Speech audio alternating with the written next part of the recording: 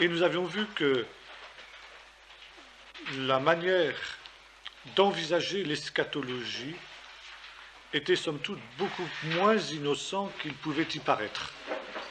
Et que somme toute, bien des églises et bien des chrétiens ont une eschatologie assez courte vue, qui, bien que théoriquement, évidemment, allant au-delà de la mort, en général, ne dépasse pas beaucoup ce stade. Et finalement, c'est la mort qui est le but, finalement, donc l'eschatone, comme on dit en grec, du chrétien. Et il est curieux de constater que même l'espérance de la résurrection est très escamotée dans l'eschatologie même des églises évangéliques, comme d'ailleurs ne manquent pas de nous le rappeler nos frères orthodoxes, avec raison. Alors ne parlons pas justement de l'espérance du royaume de Dieu, qui, elle, est un des articles de foi qu'on trouve dans le symbole de Nicée, mais qui, dans les faits, concrètement, pour beaucoup de chrétiens, pour beaucoup d'églises, ne correspond pas à grand-chose, et quelque chose qui reste très très vague, y compris de plus en plus, comme nous l'avons vu maintenant, dans bien des églises évangéliques. Pour en revenir au système post-millénariste, ce système repose sur une notion essentielle en théologie calviniste, car les post-millénaristes sont en général des gens qui sont dans la mouvance calviniste. Cette notion, c'est la notion des alliances. On retrouve ça d'ailleurs aussi avec Darby, mais dans un tout autre système, beaucoup plus biblique d'ailleurs, nous aurons l'occasion de le voir, même s'il a ses failles. Et selon cette idée, l'alliance, il y a une seule alliance en fin de compte. Une alliance qui peut être répétée, reconfirmée à certains individus, à certaines époques, mais qui, somme toute, reste unique. Alors, certains font remonter cette alliance carrément à Adam, avec Genèse 3, 15, n'est-ce pas, le protévangile, comme on l'appelle, mais plus généralement, les post-millénaristes font remonter cette alliance à Abraham. Pourquoi pas Noé, vous me direz? C'est pas trop, finalement. Certains aussi parlent de Noé, mais enfin, en général, c'est plutôt Abraham. Pourquoi Abraham? Somme toute parce que c'est une alliance que Paul évoque dans l'Épître aux Romains et qui lui sert de base au développement de sa théologie sur la justification par la foi. De cette manière, on considère qu'avec Abraham commence l'Église. L'Église est fondée avec Abraham. Cette Église va connaître des vicissitudes diverses, pourrait-on dire. Elle va s'identifier avec le peuple d'Israël jusqu'à la destruction du deuxième temple, ou plus exactement jusqu'à la venue de Jésus, jusqu'à la Pentecôte, si vous préférez. Et on fait grand cas notamment du texte d'Acte 7, verset 28, où est évoqué, on traduit, l'ecclésia du désert. L'ecclésia, ça veut dire l'assemblée. Mais on peut aussi bien sûr traduire église. Donc, l'église du désert, disent les théologiens calvinistes. Il y a donc, à l'époque de l'Exode, déjà une église constituée. Ils oublient une seule chose, c'est que le mot ecclésia, ici, ne peut absolument pas être traduit par église, pour une bonne et simple raison, c'est que, dans d'autres endroits aussi, c'est un mot très très très banal dans le vocabulaire grec. Ecclésia signifie dans le vocabulaire grec profane une assemblée quelconque. Toute forme d'assemblée, c'est une ecclésia. On retrouve ce mot, par exemple, dans le 19e chapitre du livre des Actes, où les Éphésiens qui se sont rassemblés pour conspuer l'apôtre Paul et proclamer que grande est la Diane des Éphésiens, finalement, les responsables de la ville demandent à ces gens-là de se disperser avant que les autorités romaines n'interviennent contre cette ecclésia. Manifestement ici, l'ecclésia dont il est question est quelque chose de tout à fait profane. Il est hors de propos de traduire, n'est-ce pas, l'ecclésia de ces païens qui viennent acclamer leur grande déesse Diane. Il n'est pas question de traduire par église, bien évidemment. Donc, a-t-on raison ici de traduire par le mot ecclésia? C'est évidemment justement tout le problème. En fait, il ne semble pas. Parce que la première fois qu'apparaît le mot ecclésia dans le sens d'église, c'est somme toute dans le texte bien connu de Matthieu, où le Seigneur dit « Je bâtirai mon église ». Donc il le met au futur. Ça veut dire, de son temps, l'église n'existe pas. L'église n'a pas encore été construite. Donc ce simple verset suffit à discréditer tout l'édifice justement du post-millénarisme et de la doctrine des alliances, selon laquelle l'Église existe avec Abraham. Bon. D'autre part, dans les Éphésiens notamment, Paul parle de l'Église comme d'un mystère qui est caché en Dieu depuis les temps les plus reculés, qui n'a pas été révélé aux hommes de l'Ancien Testament, si l'on peut dire, comme il l'a été maintenant aux saints apôtres et prophètes du Messie. Et Paul dit, en lisant ces lignes que je vous écris,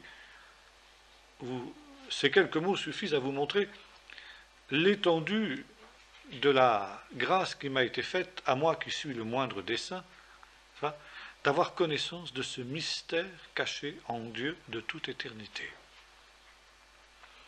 Le Messie en vous, espérance de la gloire, c'est justement le résumé du mystère de l'Église. D'ailleurs, Pierre aussi dira que ce salut qui a été manifesté, les prophètes ont fait de ce salut l'objet de leurs recherches et de leurs investigations. Mais il leur fut révélé que ce n'était pas pour eux.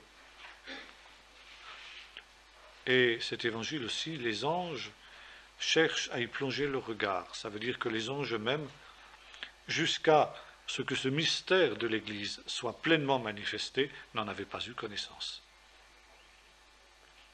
Donc, nous voyons bien que là, le calvinisme et le post-millénarisme sont tout à fait à côté de la plaque quand ils nous disent que l'Église existe avec Abraham.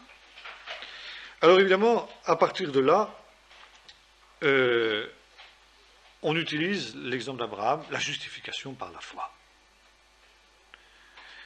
Alors on oublie une seule chose, ou plutôt on réduit l'alliance faite avec Abraham à la seule justification par la foi. On oublie que la justification par la foi était un des aspects de l'alliance faite avec Abraham, mais ce n'était pas le seul. Il y avait la promesse d'être un grand peuple, la promesse que toutes les familles de la terre seraient bénies dans sa postérité, la promesse d'une terre et la promesse d'un fils qui accomplirait, par lequel s'accompliraient justement les promesses susmentionnées. Or, nulle part dans l'alliance avec Abraham, il n'est dit que le Messie qui devait naître de la postérité d'Abraham devait mourir pour lui, pour ses péchés. Alors, je sais bien qu'on nous dira, mais il y a le texte de Jean. Abraham a vu mon jour et s'est réjoui. Bon. Qu'est-ce qu'il a vu quant à ce jour? Ça veut dire quoi, mon jour? Golgotha? Ou la naissance de Jésus, sa venue, tout simplement? Ou bien son retour en gloire? Baser toute une théologie, tout un édifice théologique sur un texte aussi vague, finalement, n'est-ce pas, est quand même terriblement hasardeux. Et ce d'autant que la doctrine de la justification par le Messie n'apparaît clairement expliquée dans l'Ancien Testament qu'à partir du chapitre 52-53 du prophète Ésaïe, c'est-à-dire, en gros, à la fin de l'âge de l'Ancien Testament. Alors, qu'Abraham ait été justifié par la foi, ça, c'est un fait. Paul le dit. Et le texte de la Genèse aussi. Il crut en Dieu.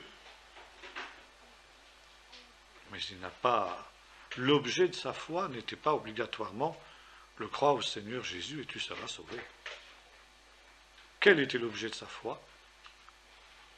Essentiellement, dans le cas qui nous intéresse, c'était l'accomplissement de sa promesse, de la promesse de Dieu d'avoir un fils. C'était ça l'objet de sa foi.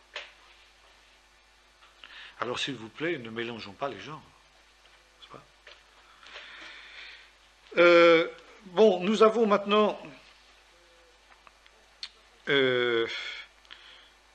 un théologien, des plus principaux représentants de cette école qui s'appelle Hodge, qui est un Américain, nous dit que nous vivons encore sous l'alliance avec Abraham, nous chrétiens.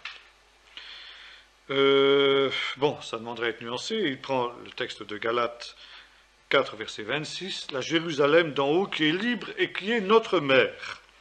C'est la sainte montagne de Dieu. Bon, là, il y a une pétition de base, une pétition de principe qui est donnée comme évidente, mais qui, quand on l'examine d'un peu plus près, ne l'est pas. C'est l'idée que la Jérusalem céleste dont il est question dans l'Épître aux Galates, qu'on retrouve dans l'Épître aux Hébreux d'ailleurs, chapitre 12, s'identifie avec l'Église. Est-ce bien certain? Il semble bien que, bon d'abord, Paul ici fait une allusion à une notion qui est typiquement juive, le fait que le mot Yerushalayim en hébreu est au duel, ça veut dire, implique qu'il y a deux Jérusalem, la Jérusalem d'en bas et la Jérusalem d'en haut. Et la Jérusalem d'en bas, sur la traduction rabbinique, n'est que la réplique de la Jérusalem d'en haut. La Jérusalem d'en haut, c'est quoi? C'est l'habitation de Dieu. Dieu a tellement aimé la Jérusalem d'en haut, dit le Talmud, qu'il a voulu qu'il y en ait une réplique en bas. Et donc, comme le dira l'Épître aux Hébreux, la Jérusalem d'en haut, c'est d'abord les myriades d'anges, donc qui, a priori, n'ont rien à voir avec l'Église, à moins qu'on considère que les anges font partie de l'Église. Certains ne sont pas loin de l'affirmer. Mais on avouera quand même que là, c'est vraiment étendre un peu loin les frontières de l'Église. Bon, c'est d'abord les myriades d'anges, les esprits célestes, donc toutes les créatures célestes, les esprits des justes arrivés à la perfection, c'est-à-dire les saints de l'Ancien Testament, et puis de fait l'Église aussi. Mais la Jérusalem céleste, c'est plus que l'Église. Ces frontières vont au-delà de l'Église. Et par conséquent, dire que Jérusalem est synonyme de l'Église, c'est quelque chose qui est ensuite récupéré.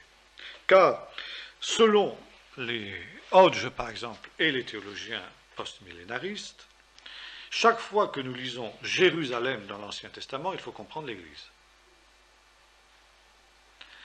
Et chaque fois qu'il est question de Sion, c'est aussi de l'Église qu'il s'agit. La fille de Sion, c'est l'Église. Si on est catholique, on dira c'est même la Vierge Marie.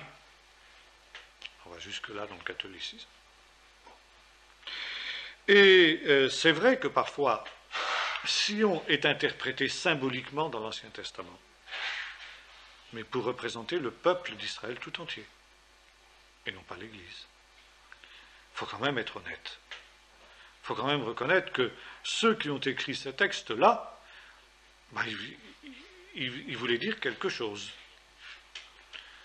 Et ce quelque chose qu'ils voulaient dire n'avait rien à voir avec l'Église, dont ils n'avaient absolument pas la moindre notion, comme le dit l'apôtre Pierre, et comme le rappelle l'apôtre Paul dans l'Épître aux Éphésiens que nous évoquions tout à l'heure.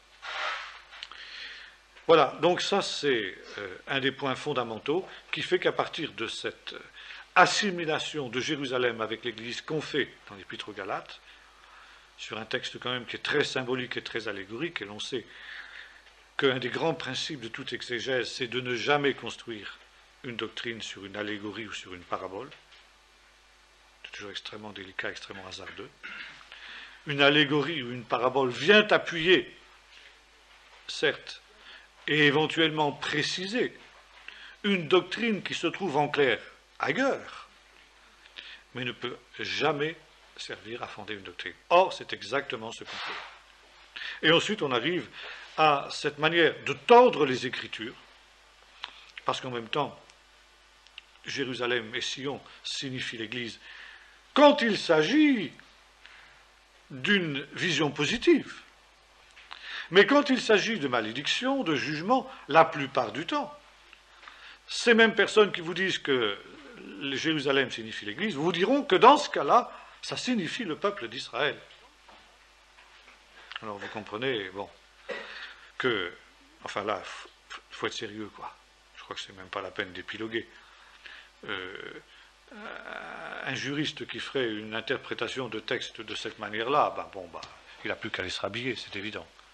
C'est ce qu'on fait pourtant. Bien, maintenant, il y a un autre problème, justement, c'est celui de la Torah. À partir de l'idée selon laquelle l'alliance est éternelle et unique, on conclut que la Torah aussi est éternelle. Ce qui est une affirmation que je fais mienne d'ailleurs. Que la Torah soit éternelle, ça j'en suis profondément persuadé. Mais elle est non seulement éternelle, mais elle est également immuable et s'impose donc à tous les peuples, de tous les temps et de tous les lieux. Et le but de l'Église, c'est d'imposer la Torah comme norme, comme système de vie à tous les peuples. Et je vous envoie par exemple aux écrits comme ceux de Jean-Marc Berthoud ou bien de Pierre Courtial, ancien doyen de la faculté d'Aix-en-Provence, dans son livre qui a eu un certain succès qui s'appelle Le jour des petits commencements, où les auteurs, Berthoud et Courtial, concluent que lorsque l'Église aura réussi à établir son empire sur la terre, puisque c'est le but, eh bien, elle imposera la Torah d'une manière autoritaire. Ah, vous allez me dire, mais alors, la circoncision. Alors là, justement, on est en plein psychodrame, si j'ose dire, en plein surréalisme. Car au moment même où l'on dit que la Torah est immuable et éternelle, dans le même souffle, on en fait une réinterprétation qui montre que justement, elle n'est pas si éternelle que l'on veut bien le dire. Circoncision. Eh bien, circoncision a été remplacée par le baptême des enfants. Et alors, on prend le texte des Colossiens, n'est-ce pas ? Vous avez été circoncis d'une circoncision que la main n'a pas faite, et enseveli avec lui dans les eaux du baptême, etc. Bon. En oubliant que Paul juxtapose circoncision et baptême, non pas pour dire qu'ils sont interchangeables, identiques, que celui-ci a remplacé celui-là, mais simplement pour dire que là, il y a une réalité qui est maintenant tout à fait autre, tout à fait différente, même si effectivement c'est quelque chose qui a un peu à voir avec cette circoncision dans le sens que le baptême est le dépouillement des œuvres de la chair. C'est en cela qu'il y a une similitude entre le baptême et la circoncision. Mais elle n'a pas du tout, le baptême n'a pas le rôle qu'avait la circoncision, le rôle social, le rôle religieux, etc. C'est quelque chose de tout à fait différent. Le seul point de contact, c'est ça, c'est le dépouillement de la chair. Et c'est le seul parallèle que l'apôtre retient. Bon, alors, autrement spectaculaire et pittoresque, et la manière dont on essaie justement de se débarrasser quand même de quelque chose qui est assez embêtant, c'est le commandement du Shabbat. Tu travailleras 6 jours et tu feras tout ton ouvrage, le 7e jour est le repos de l'Éternel ton Dieu, le Shabbat de l'Éternel ton Dieu. Or, tous nos braves post-millénaristes, tous, sans en accepter aucun, sont unanimes pour dire que le dimanche a remplacé le Shabbat. Ah! Mais alors, comment expliquer cette incongruité si la Torah est éternelle, immuable et ne peut pas être changée?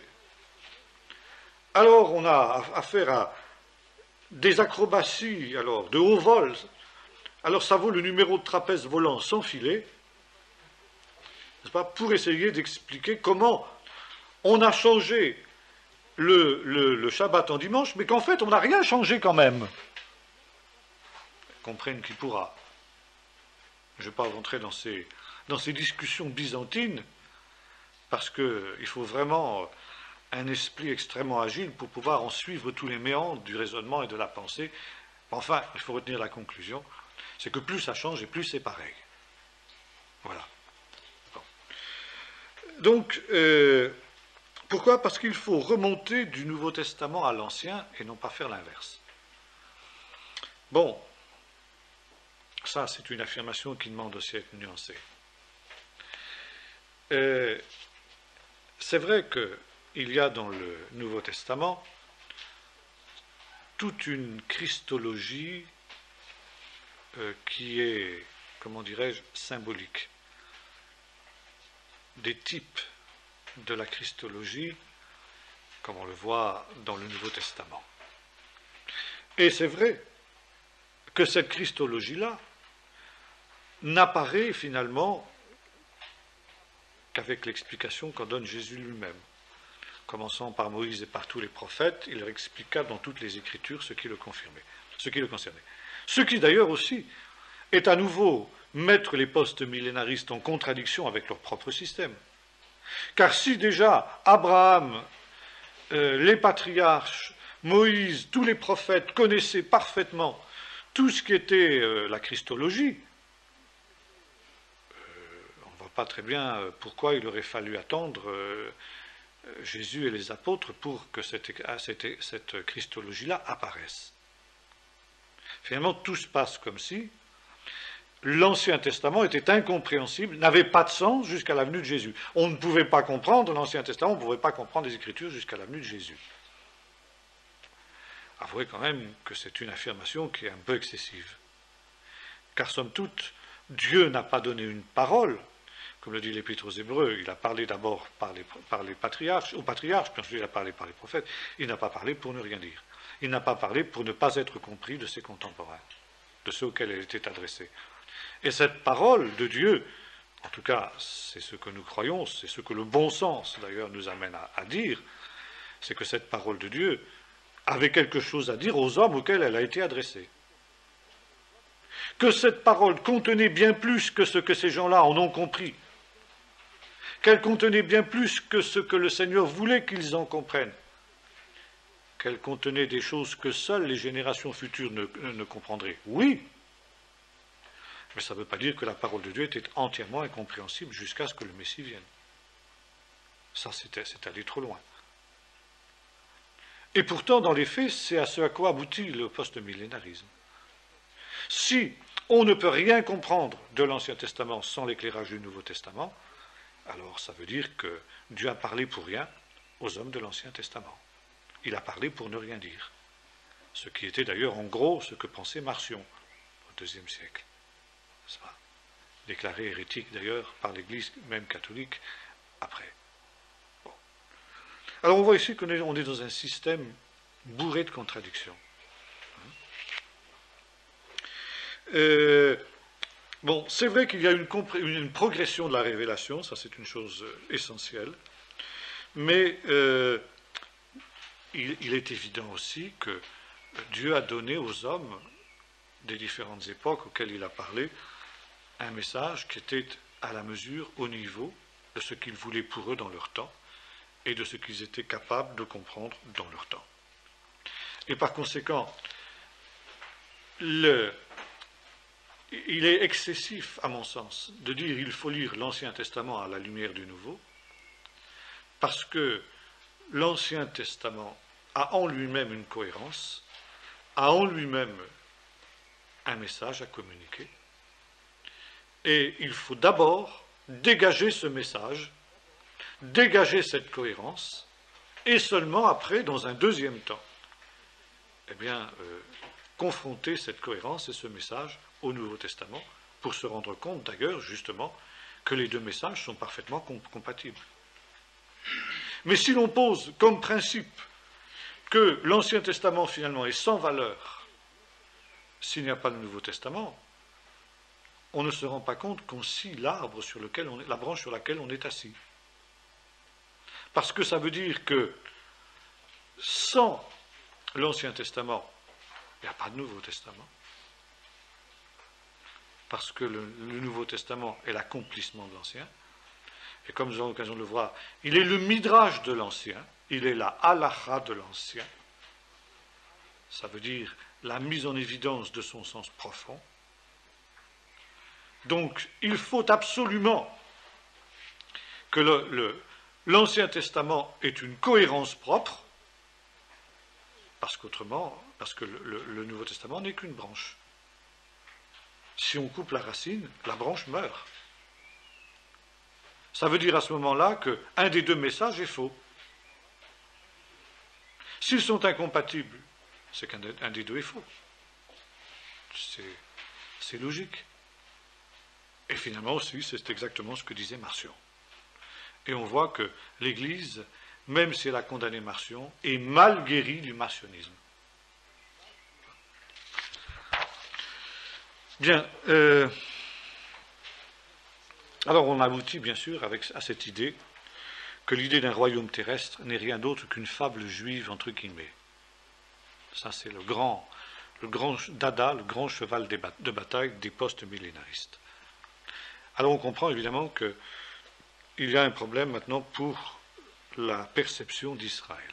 Quelle est la place d'Israël dans ce système? Eh bien, Israël doit être envisagé par rapport à l'Église. Israël n'a de valeur, n'a de sens, n'a d'importance que par rapport à l'Église. Israël a été l'Église du désert. Nous avons vu tout à l'heure l'exégèse qu'on donne du texte d'Acte 15, n'est-ce pas, l'Ecclésia du désert. Et ils ont été un avatar, le peuple d'Israël a été un avatar de l'Église. L'Église a d'abord eu une structure familiale, celle de l'époque des patriarches, dit Calvin déjà,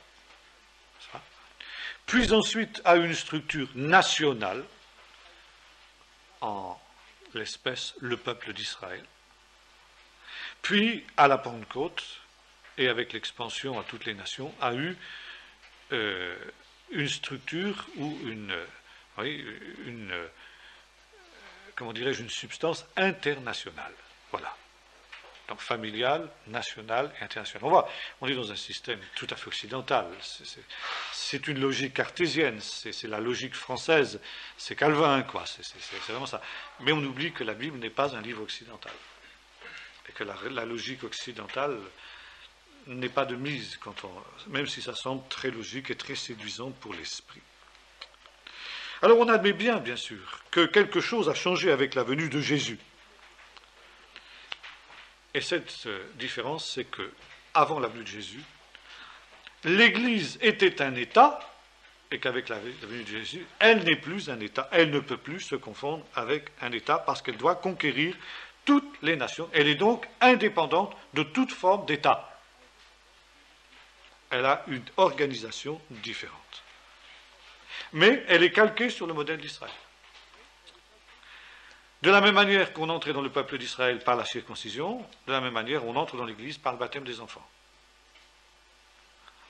Et voyez-vous, la raison pour laquelle les calvinistes et gens qui sont dans la même vision se battent bec et ongle pour le baptême des enfants. Parce que pour eux, c'est la pierre de touche justement de leur théologie de l'Église, de leur ecclésiologie. Alors évidemment, on veut ignorer que dans la Bible, la circoncision, c'est le signe de l'identité juive. Et ça le reste. Et, bon, il y a aussi l'idée que la circoncision était déjà une appartenance à l'Église d'Israël, mais on oublie aussi que le fait que la circoncision était le 8e jour avait une autre signification symbolique, c'était que c'était un signe national et non pas religieux, contrairement au baptême. Là, il y a une confusion très grande qui est faite à ce niveau-là. Donc, à partir du moment où naît l'Église, Israël n'existe plus. Israël a cessé d'exister. Et alors, on s'appuie sur le fameux texte des Éphésiens. Il n'y a plus ni juif ni grec. Mais on s'arrête là, d'ailleurs. Il n'y a plus ni juif ni grec. Bon. Et je dis on s'arrête là, on a tort de s'arrêter là, parce que si on continuait la lecture, on trouverait des choses très intéressantes. Il n'y a plus ni juif ni grec, ni homme ni femme. Bon. Alors, voyons un peu les choses. Un juif qui se convertit, entre guillemets, cesse d'être juif et devient chrétien. Parce qu'il n'y a plus ni juif ni grec. Bon. Donc, une femme qui se convertit devient un homme au nom du même principe, puisqu'il n'y a plus ni homme ni femme dans la même foulée.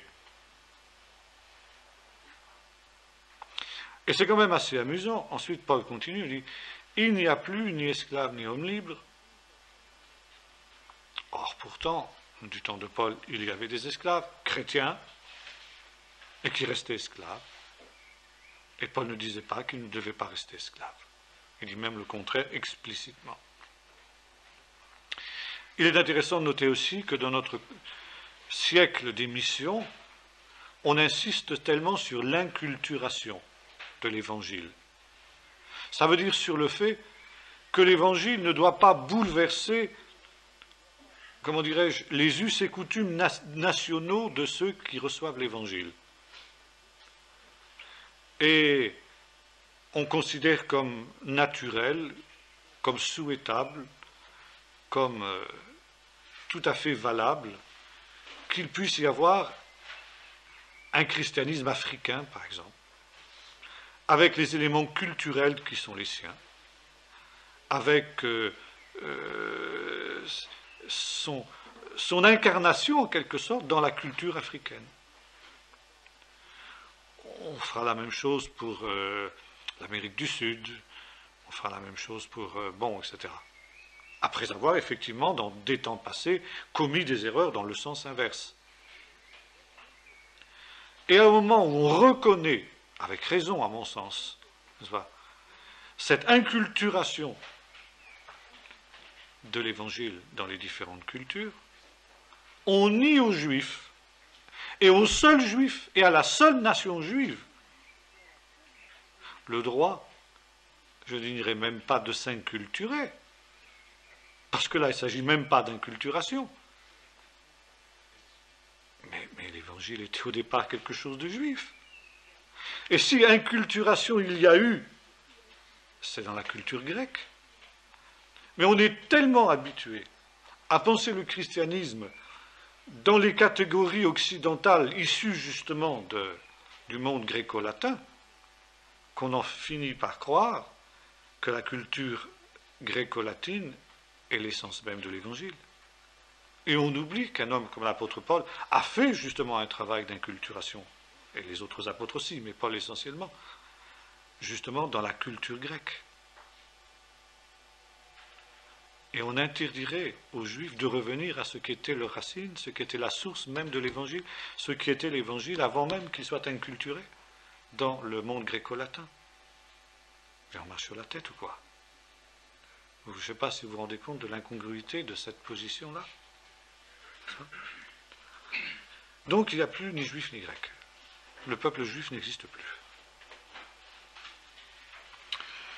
Et puisque le Messie est venu, il a mis fin à l'élection d'Israël, et il n'y a plus aucune place pour Israël dans le plan de Dieu. Le seul espoir d'Israël, c'est que des Juifs individuellement se convertissent, cessent d'être Juifs et rejoignent l'Église.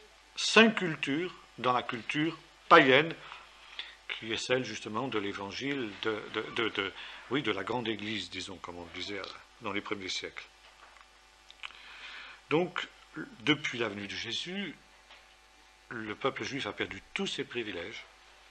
Le juif n'a plus aucune relation spéciale avec Dieu. Et alors, les post-millénaristes vont jusqu'au bout de leur logique. Si Israël n'existe plus dans le plan de Dieu, Israël doit logiquement disparaître, physiquement. N'est-ce pas ? Et de fait, des théologiens comme Hodge vont jusque-là, en disant Israël n'a plus aucune raison d'exister en tant qu'entité distincte des nations, et il faut tout faire pour qu'Israël disparaisse, de préférable par assimilation. C'est quand même plus agréable que de reprendre la solution finale de Hitler. Mais on voit bien que ça y conduit. Bon, il ne faut quand même pas oublier que les réformateurs étaient post-millénaristes. Et les réformateurs raisonnaient comme ça. Luther raisonnait comme ça. Et Luther conseillait au prince de détruire Israël physiquement. Lui, il allait plus loin que Hodge. Ça. Ces cavernes de voleurs que sont les synagogues, des lupanards, des repères de démons, enfin bref, il avait des propos épouvantables. Eh bien, il faut que les responsables, les princes chrétiens, ou bien ces gens-là se convertissent, eh bien on les élimine physiquement. Et citant ces propos abominables, terribles, Jules Isaac, dans son fameux Jésus et Israël, écrivait « Patience Luther, Hitler viendra ». Et là, on ne peut pas ne pas voir une filiation entre Luther et Hitler, entre cette théologie de la substitution, et donc de l'élimination d'Israël, et puis évidemment ce qui s'est passé pendant la Shoah. Et là, c'est très intéressant qu'au moment même où il y a tous ces fameux mouvements de repentance pour la Shoah, etc., on ne voit pas cette énormité. On ne voit pas qu'en se maintenant sur des positions théologiques de ce type, et même pour les évangéliques en y revenant, eh bien, on fait exactement ce que Jésus disait quand il s'en prenait aux pharisiens. Malheur à vous, scribes et pharisiens hypocrites, parce que vous bâtissez les tombeaux des prophètes et que vous ornez les tombeaux des saints. Vous témoignez ainsi, et vous dites, si nous avions vécu du temps de nos pères, nous n'aurions pas joint notre voix à la leur pour persécuter les prophètes. Vous témoignez par là que vous êtes exactement de la même nature, et vous auriez fait la même chose. Je peux continuer. On n'a pas répudié cette théologie-là. Et si on n'en a pas répudié, les mêmes causes produiront automatiquement les mêmes effets, et sont en train de le faire. Car au moment même où on bat sa coulpe sur la Shoah qui a été accomplie par les générations qui nous ont précédés, on est en train de prêter sa voix ou son silence, voire parfois son approbation, à la préparation de la Shoah en kéfier, que le sieur Arafat et consorts sont en train de nous préparer. Ça. Alors, Hodge va jusqu'à dire que ce sont les Juifs qui ont provoqué l'antisémitisme en refusant de s'assimiler. Ils sont coupables de maintenir la différence entre Juifs et païens. Voilà ce qu'il écrit noir sur blanc, au lendemain de la Deuxième Guerre mondiale. Alors bien, que dit l'Écriture? Éphésiens 2, verset 11. Éphésiens 3, verset 13. Ne soyez en scandale, ni aux Juifs, ni aux Grecs, ni à l'Église de Dieu, dit Paul. Ah, c'est très intéressant. Paul écrit après la Pentecôte, oui ou non? Parce que tout le monde est d'accord. Bon. Or, il divise l'humanité, Paul, en trois entités. Les Juifs, les Grecs. Donc pour lui, les Juifs continuent à exister en tant qu'entité distincte des Grecs, même après la venue de l'Église, et une troisième entité, l'Église de Dieu. Distincte des Juifs. Et quand Calvin et les post-millénaristes nous disent que l'Église et Israël c'est la même chose, et que par conséquent l'Église a remplacé Israël, eh bien mon cher Hodge, qu'est-ce que tu vas faire de ce verset? Comment est-ce que tu expliques? Mais on ne préfère pas expliquer, bien sûr. C'est tellement plus facile. Autre argument extrêmement intéressant, jamais dans le Nouveau Testament, l'Église n'est désignée sous le terme de Nouvel Israël. Vous allez me dire, mais non, pas du tout. Il y a deux passages où il est question de cela. Le premier, c'est dans l'Épître aux Galates, chapitre 6, verset 16. où Paul dit ceci: paix à tous ceux qui suivent cette règle que je viens d'énoncer et à l'Israël de Dieu. Alors, nous disent nos braves théologiens post-millénaristes, vous voyez, ceux qui suivent cette règle, c'est obligatoirement l'Église. Donc l'Église est l'Israël de Dieu. Bon, lisons ce texte d'un peu plus près.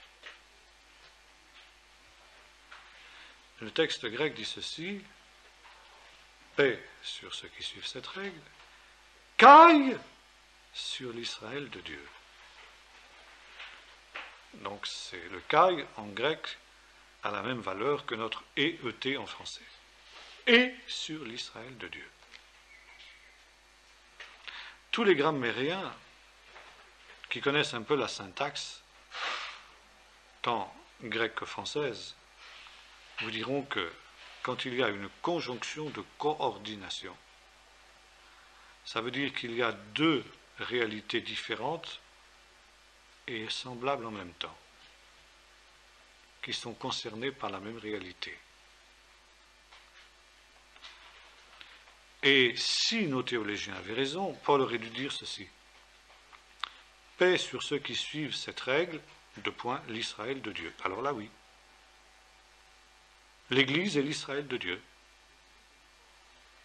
Mais si Paul dit « et l'Israël de Dieu » et tous les manuscrits sont d'accord, il n'y a pas de faute de copiste.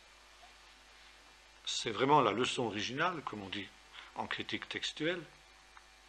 Ça veut dire qu'il y a deux entités différentes. Ceux qui suivent cette règle, l'Église, et l'Israël de Dieu. Qu'est-ce que signifie l'Israël de Dieu?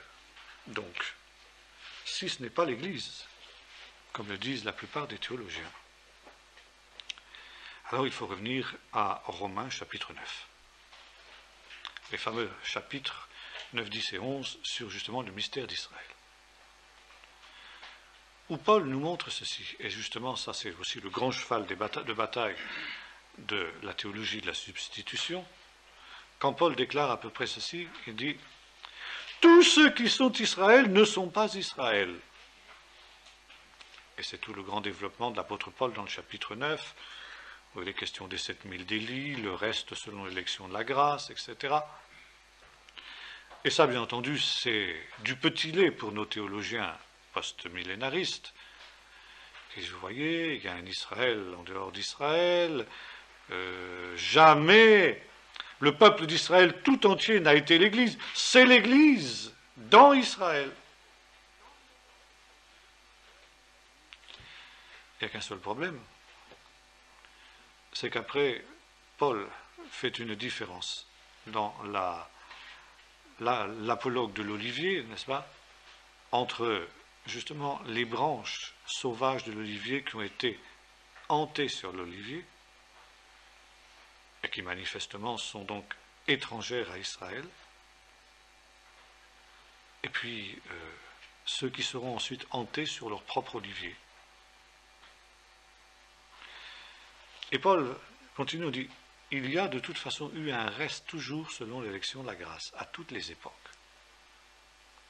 Sinon, les promesses faites par Dieu à Israël seraient nulles et non avenues. Est-ce que ce n'est pas quelque chose de tout à fait incongru de prétendre, comme le font nos braves théologiens post-millénaristes, que Dieu accomplit ses promesses envers Israël en ne les accomplissant pas? Parce que c'est finalement ça qu'on arrive. En transférant les promesses qu'il a faites à Israël à d'autres. Et puis même on peut aller plus loin. Est-ce que ce n'est pas immoral? Ce ne serait pas immoral de la part de Dieu de faire des promesses qu'il avait l'intention de toute éternité de ne pas tenir. Parce qu'il savait bien que Israël serait infidèle. Donc il savait bien que les promesses qu'il faisait à Abraham ne seraient pas tenues, disent en quelque sorte nos braves théologiens post-millénaristes. Est-ce que ce n'est pas totalement immoral? Bien sûr que ça l'est. Donc ça ne peut pas être. Or, pour que ça ne soit pas, dit l'apôtre Paul, il faut qu'il y ait toujours eu un reste fidèle, selon l'élection de la grâce, qui a été toujours dépositaire et porteur des promesses faites à Israël. Et il y en aura toujours. Et cet Israël-là, dit l'apôtre, c'est l'Israël de Dieu. Cet Israël qui aujourd'hui a cru en Jésus. Paul écrit aux Galates, c'est-à-dire à des païens, qui sont tentés de judaïser, et qui donc sont dans une position tout à fait particulière, parce que, étant appelés du milieu des païens, ils n'ont pas justement à judaïser. Et Paul leur donne des règles. Voilà ce qu'en tant que chrétiens issus des nations, vous avez à vivre. C'est tout le propos d'Épître aux Galates. Si vous suivez cette règle, vous, Galates, païens, chrétiens d'origine païenne, paix sur vous. Comme paix sur l'Israël de Dieu. Ça veut dire comme il y aura la paix sur vos frères juifs qui eux ont cru. Et qui eux ont une vocation autre. Voix frère, dira Jacques à Paul, quand il arrivera à Jérusalem, combien nombreux sont les pharisiens qui ont cru, et tous sont zélés pour la Torah. C'est abominable. Mais Paul dit aux Galates, il ne faut surtout pas. Paul ne dit pas ça. Paul ne dit pas c'est anormal que ces gens-là soient zélés pour la loi maintenant qu'ils ont cru en Jésus. Ils sont convertis, ils sont plus juifs. Ils n'ont plus à respecter la Torah. Ils renonçaient à toute pratique juive. Maintenant qu'ils étaient chrétiens, il fallait même qu'ils changent de nom. Mais voilà ce qu'on enseigne de toi, Paul, que justement tu enseignes aux Juifs qu'ils abandonnent les coutumes de l'issue de nos pères et le respect de la Torah de Moïse. Moi, Jacques et Pierre et Jean, on n'en croit rien. On sait bien que tu ne fais pas comme ça. Mais il y en a qui le croient et qui le disent. Alors, pour faire cesser les mauvais bruits à ton endroit, ben voilà ce que tu vas faire. Tu vas prendre avec toi des hommes qui ont fait un vœu. Là, on a 3 hommes qui ont fait un vœu. Tu vas pourvoir leurs dépenses, puis tu vas offrir le sacrifice qui est prévu dans cette... Comme ça, tout le monde saura que toi aussi, tu te comportes en observateur de la Torah. Que va faire Paul? Ah, jamais de la vie! Ah, jamais de la vie!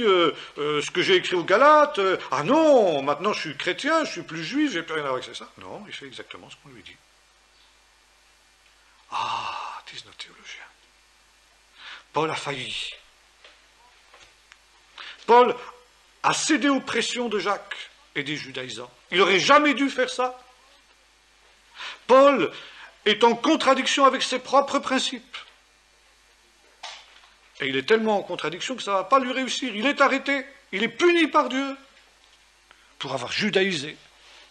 Alors lui qui était si fort sur la non-judaïsation des chrétiens, voilà qu'il s'est permis de judaïser, Dieu l'a puni. Bon, je prendrai ce que disait Irénée de Lyon, 3 générations après les apôtres, et qui s'en prenait à ceux qui se permettaient de lire par-dessus l'épaule des apôtres pour corriger les évangiles. Parce qu'ils en savaient mieux, ils en savaient plus que les apôtres. Vous croyez vraiment que Paul était homme à céder aux pressions?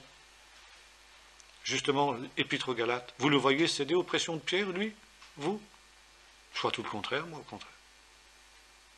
Alors, est-ce que Paul est devenu vieux, gâteux à Jérusalem et qu'il est plus capable de résister comme il le faisait quand il était jeune? Enfin, c'est du roman feuilleton. Paul est resté le même, et il le montre bien. On voit bien comment il est combatif devant le grand prêtre, etc.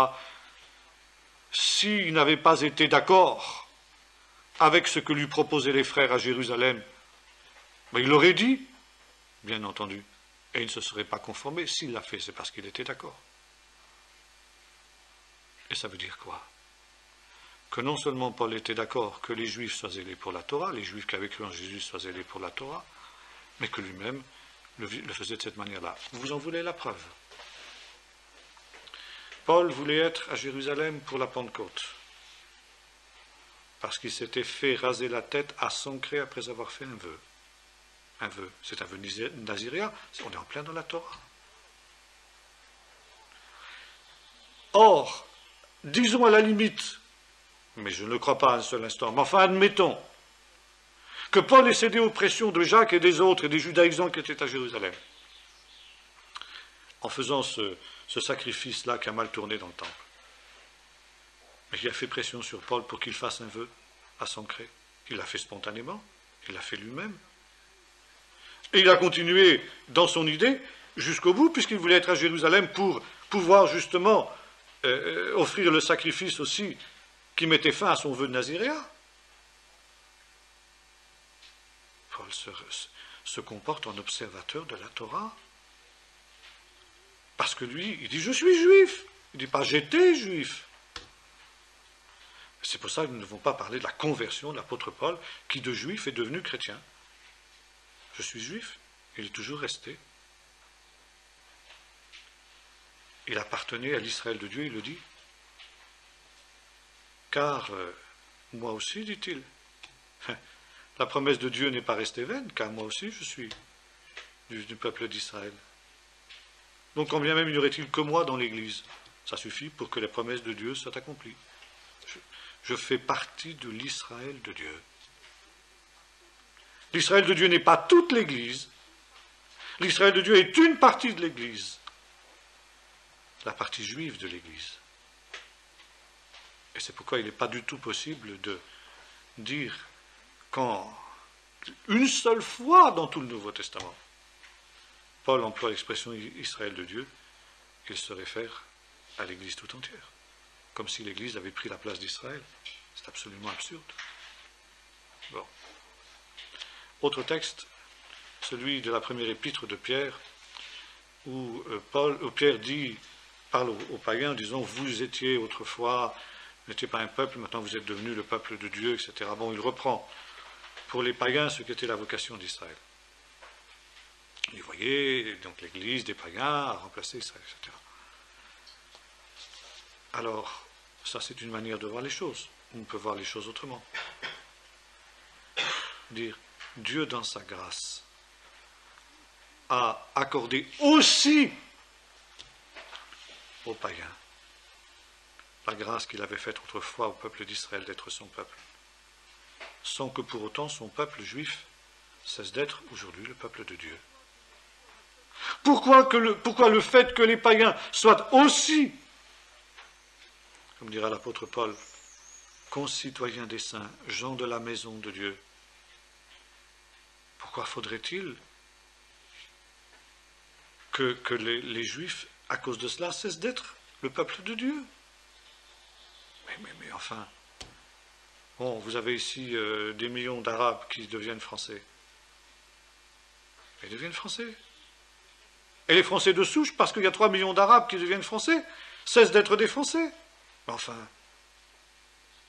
bon, c'est exactement le même raisonnement qu'on tient en ce qui concerne les nations.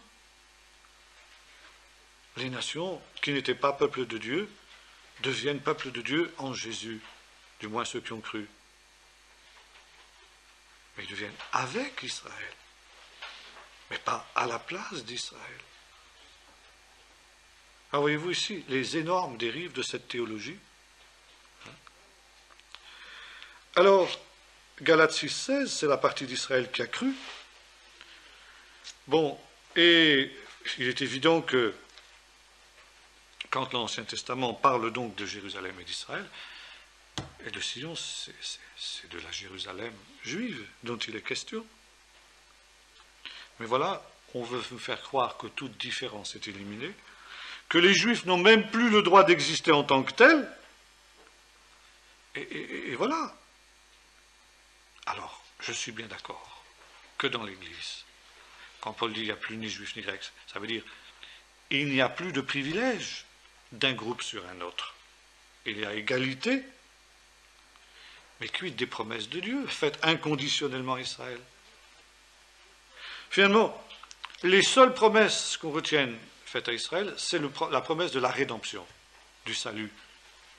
Mais les promesses à Israël ne sont pas seulement les promesses de rédemption spirituelle, c'est aussi les promesses d'une rédemption terrestre, d'un retour dans son pays, de l'expansion par Israël de la grâce de Dieu au monde entier.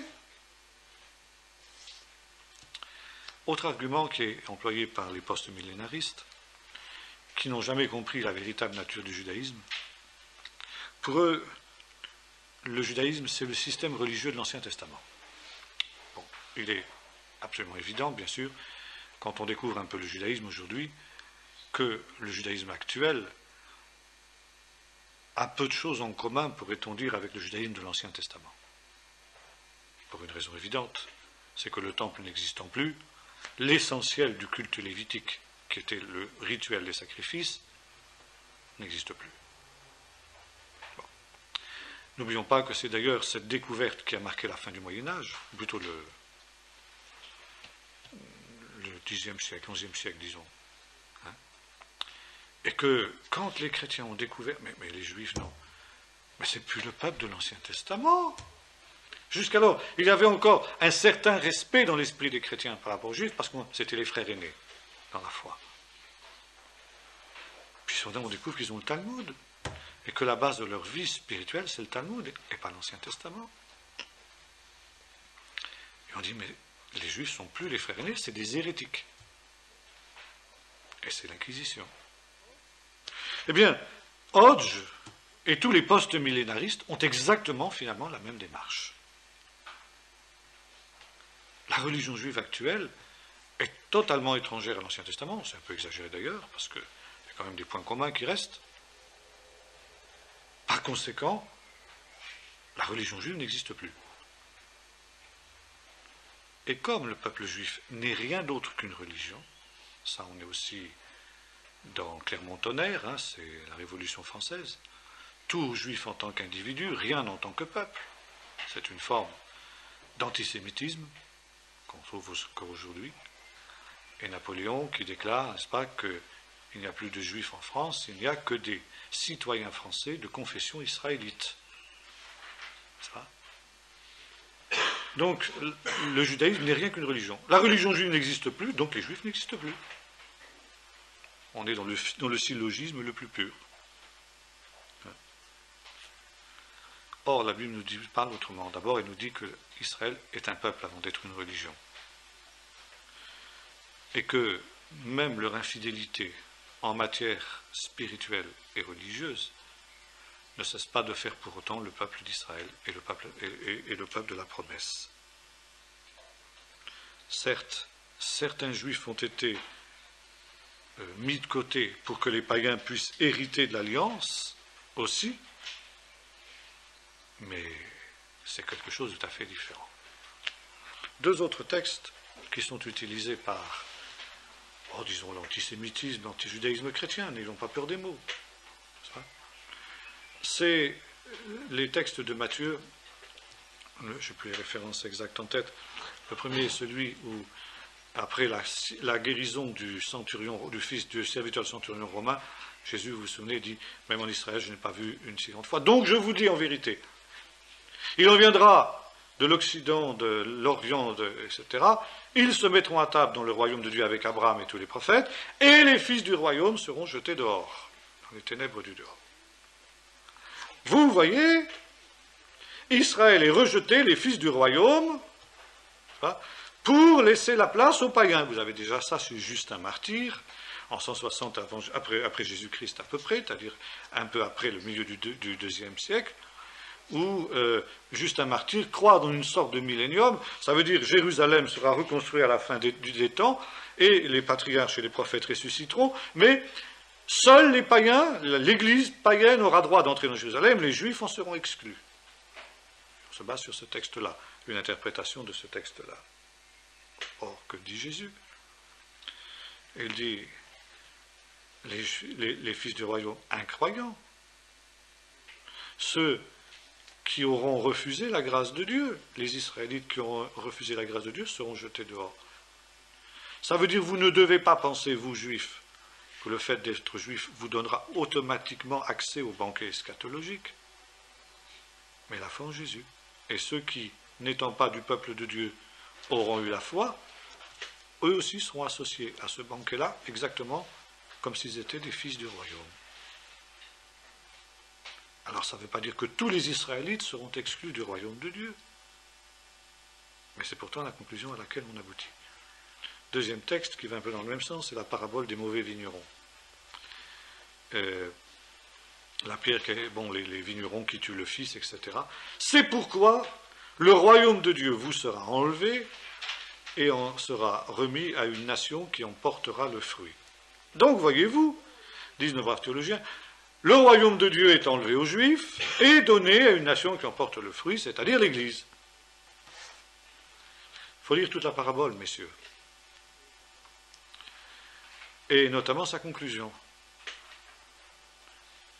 Les pharisiens et les scribes n'osèrent pas répliquer car ils avaient compris que c'était pour eux que s'adressait cette parabole.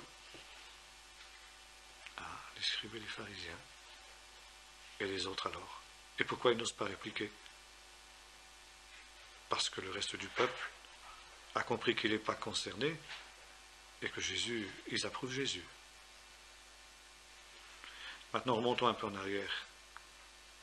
La parabole.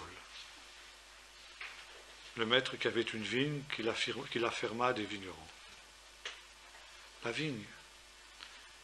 Ces messieurs qui ne connaissent pas grand-chose à la tradition juive ne devraient jamais oublier une chose. Ils devraient au moins connaître un peu l'Ancien Testament quand même, sans parler de la tradition juive elle-même.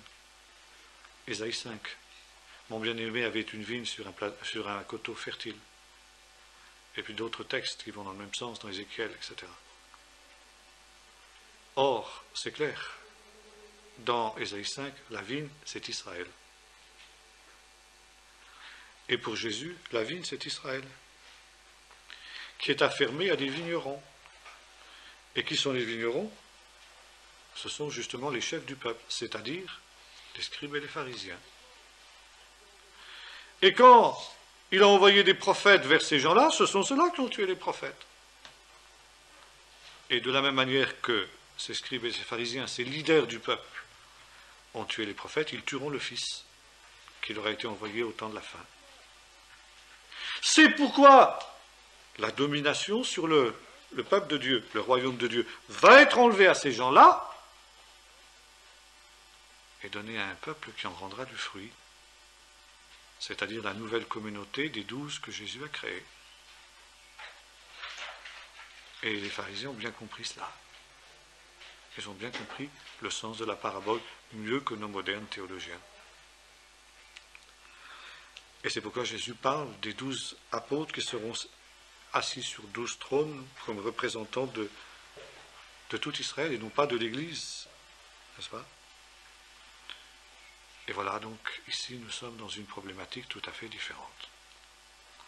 Voyez-vous, cette vision pernicieuse qui s'est introduite dans l'exégèse du Nouveau Testament, même dans les milieux évangéliques. Parce que souvent, dans les milieux évangéliques, c'est comme ça qu'on lit l'Évangile. Même chez les prémillénaristes, bien souvent, qui ne se rendent pas compte qu'il y a une dichotomie entre justement cette manière traditionnaliste, héritée justement des siècles d'antisémitisme ou d'antijudaïsme chrétien, disons, et puis finalement ce qu'ils croient au fond d'eux-mêmes. Bon, on va s'arrêter là pour ce soir.